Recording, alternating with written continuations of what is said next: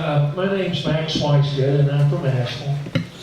When you explained your district, I really would like to find out a little bit more from you. Have you got any idea of what your average unemployment rate is for that district? And how many failed real estate developments are in that district? Do you mean in the section of Buncombe County that is going to be in the across? That's your whole district that you're serving, because you've got a real estate sensitive area. Mm-hmm. You've got an area that was very dependent upon manufacturing, lumber, and textiles, and it's taken a hard hit over the past 10 years. I'm just wondering where it is now, and maybe you might be able to share that with me. The unemployment rate is over 12% in the 7 counties, if you balance it out for population. In terms of the number of failed, in terms of number of developments that have been halted or laying dormant, I don't have statistics. I don't keep statistics on that, actually. I just know what I know from driving around and visiting with folks.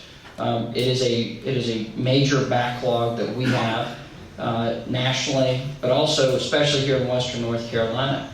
The real estate piece is being a realtor. That's actually what I did. That was my legitimate work before I got into government work.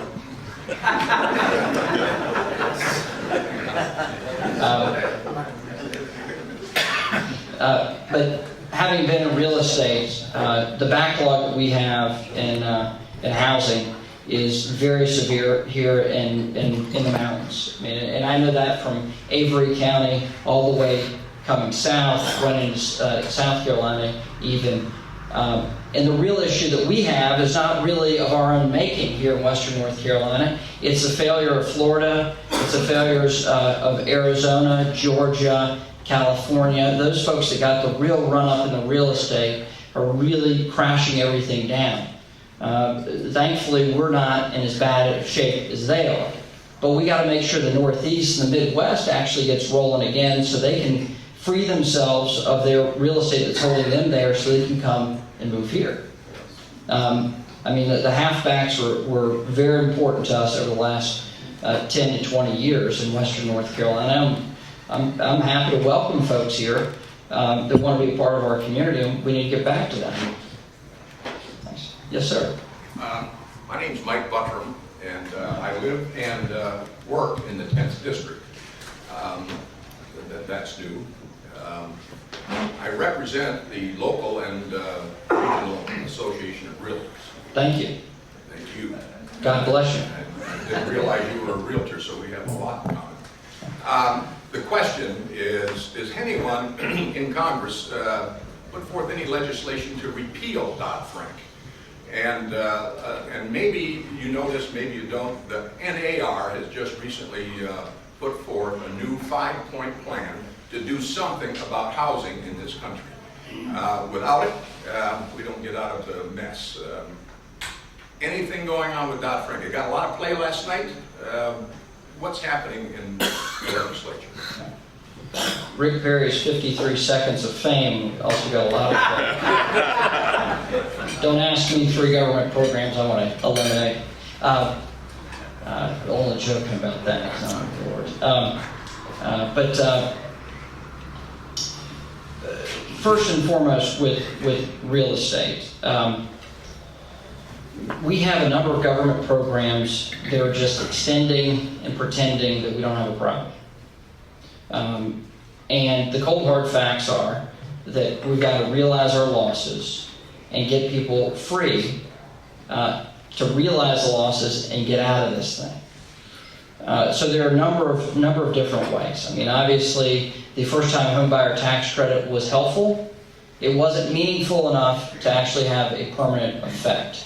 That's why I supported being a home buyer tax credit, not just for first-time home buyers, but for folks that want a second home. I mean, that would help the whole economy. It would help real estate beyond just those that are looking at under $200,000 homes, which there's plenty of movement there and actually continue to be.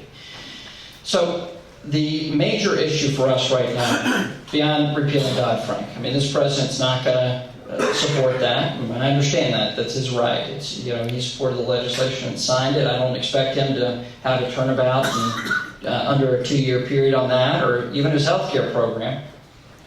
Wish he would, but that's a different subject. So the main issue that we've got to focus on in Congress is fixing Fannie Mae and Freddie Mac so that we never get in a situation like this ever again.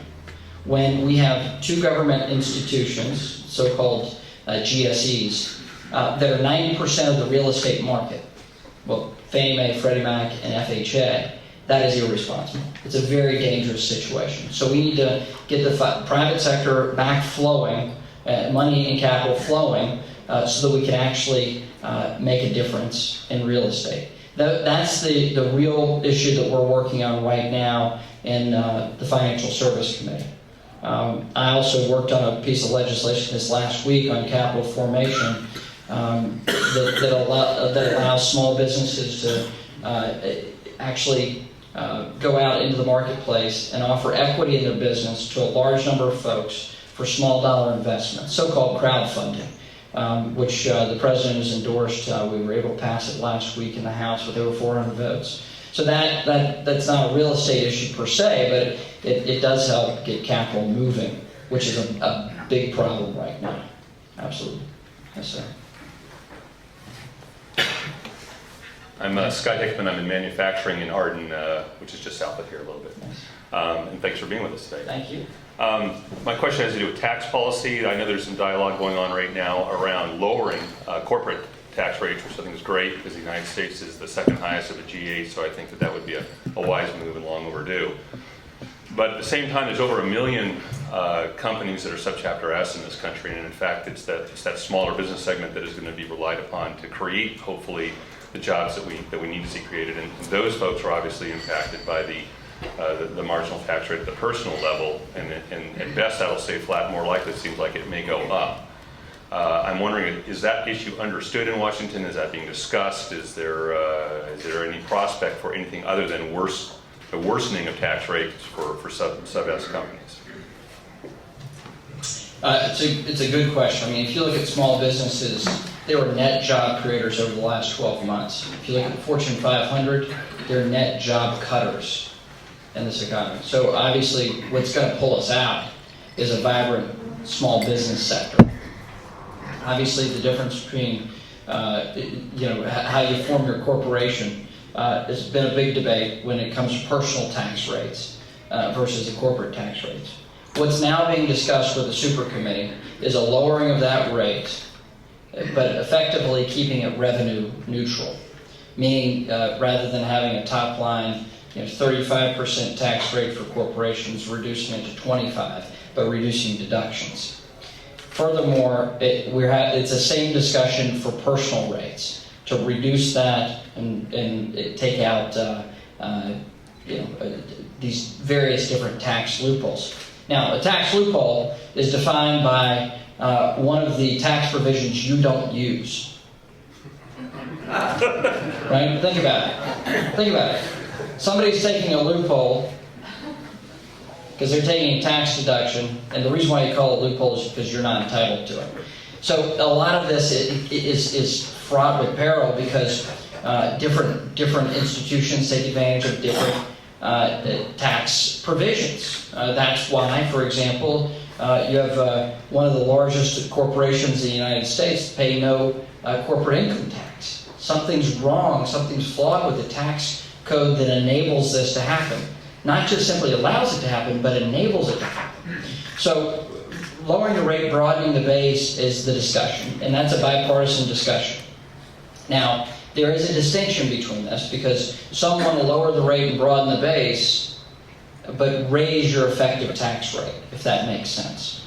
I don't think that's the proper approach. I think you can have a revenue neutral tax change that through dynamic scoring, you could see that it would raise revenue because it would get the economy moving again.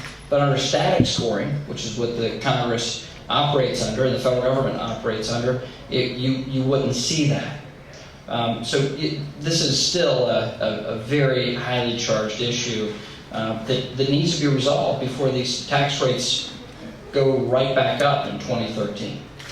And that goes right back to the certainty question that I think we need right now in the economy. Hope that answers the question. Patty? Okay. Andrew? Mr. Congressman, thank you for being here. I'm Andrea Roble from Asheville.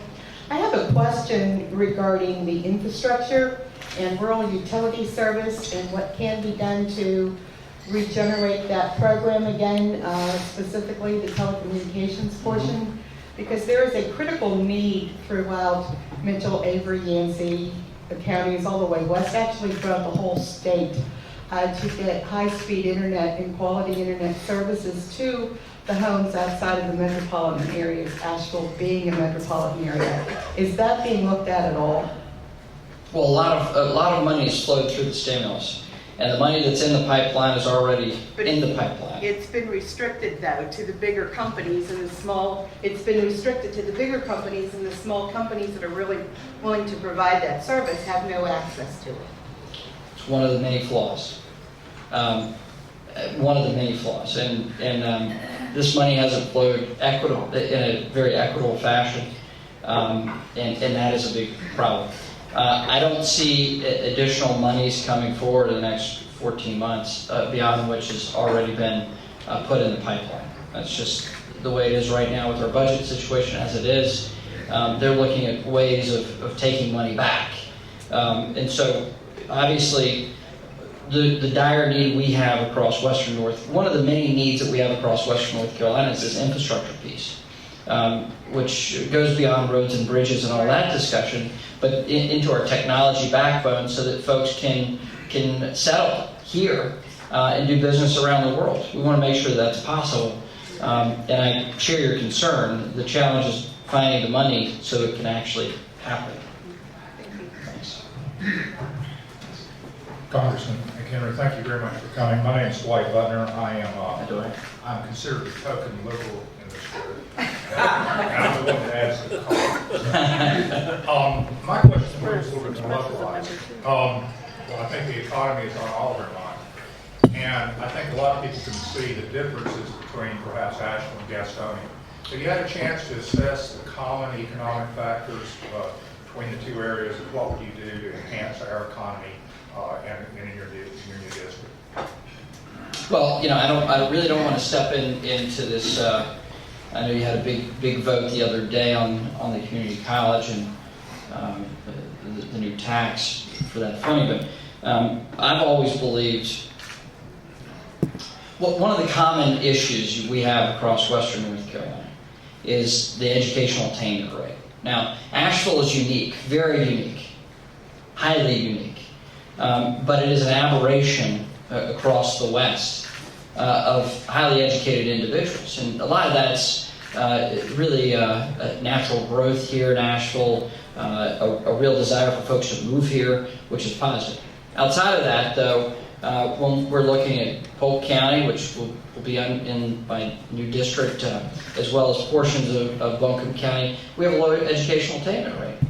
This discussion about textiles, furniture, the furniture industry, and all that. I grew up in Gastonia, and textile capital of the world, as of the late, in the 60s and 70s, we had more looms per capita than any other place on earth. We now have a number of empty buildings that still haven't been replaced. I grew up not far from, the center of that activity, and I got to see, growing up, the destruction of these buildings. The equipment moved out, the jobs lost, and then the buildings being torn down. Well, here in Gaston County, as well as Catawba County, and portions of Buncombe County, the mentality was that you didn't have to go to college. You didn't need to get an education because you could go and have a middle-class lifestyle by working in manufacturing. Now, if you want to work in manufacturing, you want to have a middle-class lifestyle, you have to have real technical proficiency. You have to have high skills. You have to, you're competing against mass cheap labor in other markets through a number of flawed trade deals that we have, as well as just general international competition. Now, Asheville is special because it is this very powerful center of economic activity.